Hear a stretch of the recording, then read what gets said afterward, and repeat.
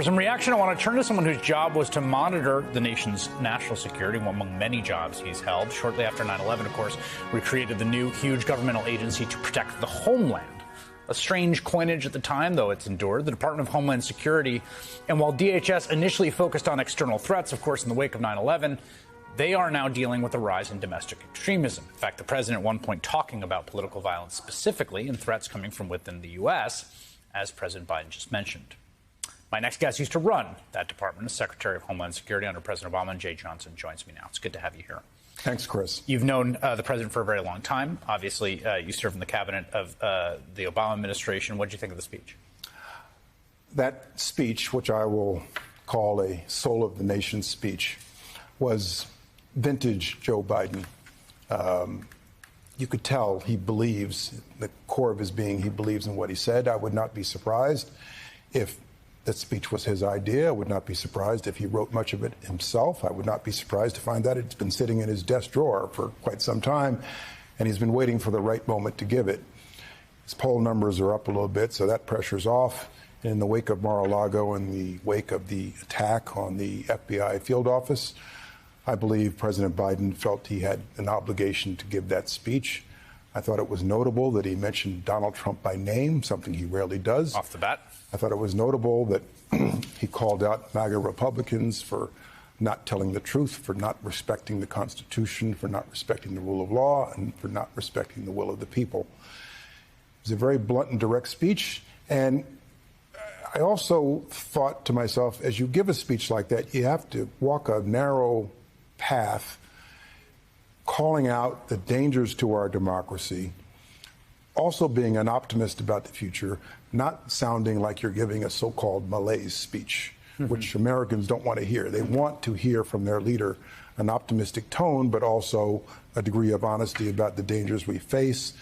And I thought the president did a good job of walking that line.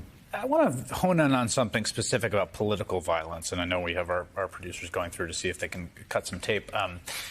He was very straight on about political violence. Violence is an acceptable political tool, has no place in American life.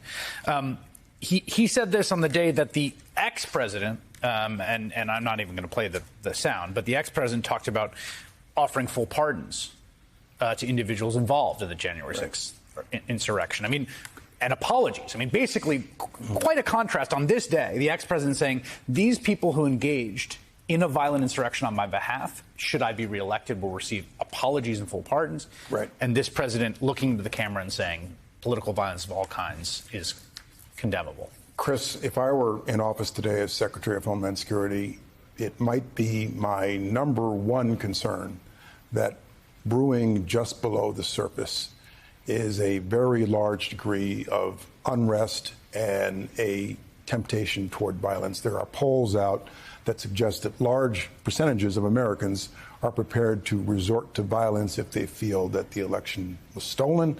There are large percentages of Americans who ascribe to the QAnon theory. And so this is brewing just below the surface. And with the attack on the FBI, with the rhetoric, this president obviously feels an obligation, and I think a president should feel, to take on this issue, call out the violence, call out the attacks on the institutions of his government, something that the last president ran away from, frankly, and went in the opposite direction. And so I think our president tonight assumed the role that you should in times like this, by being honest, calling out the potential for violence, deploring it, condemning it, and getting so many of us who are in the middle to really begin to think hard about this issue and where we are going as a country. But this is a problem that is the domestic unrest that lies just below the surface that could boil over at any moment, like it did just a couple of weeks ago, and certainly on January 6th, is something that we cannot look away from. We have to take on directly. Let me play that just portion of the speech that Joe Biden just delivered in the city of Philadelphia, talking about domestic political violence. Take a watch. This is a nation that rejects violence as a political tool. We do not encourage violence. We are still an America that believes in honesty and decency and respect for others. patriotism, liberty, justice for all, hope, possibilities. We are still, at our core, a democracy. And yet, history tells us the blind loyalty to a single leader and a willingness to engage in political violence is fatal to democracy. For a long time, we've told ourselves that American democracy is guaranteed, but it's not. We have to defend it, protect it, stand up for it, each and every one of us. That's why tonight I'm asking our nation to come together, unite behind the single purpose of defending our democracy regardless of your ideology. That last part there was the sort of rhetorical thrust of the speech was to sort of isolate this faction, this minority faction, which I think we would all agree is a minority faction in American life that wants to see the essentially end of democracy as we know it. A large minority. A large minority, exactly. Which is a tricky thing, right? Because when you're communicating to the country as the president, when you're talking about, in this case, I think probably tens of millions of people, right? Right. Who hears your message what way? How do you think he walked that line? I think that his remarks were directed at those Americans who are independent, those Americans who are Republicans, who are not so-called MAGA Republicans, who are not prone to go down this rabbit hole. The corollary to that speech, in my view, is to call out those public officials, those of us with a microphone and a public voice, to be responsible in our rhetoric. People really do listen to their leaders. And through our rhetoric, those in office, those who are not in office, through our rhetoric, we have the ability to make unacceptable behavior acceptable, and for those who are deranged, violence inevitable.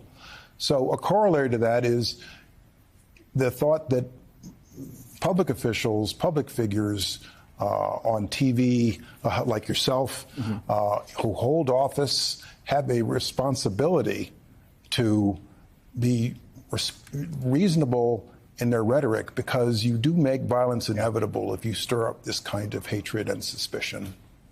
I think that's very true. Jeh Johnson, it's really wonderful to have you here to watch that speech and react with us. I really appreciate you coming in.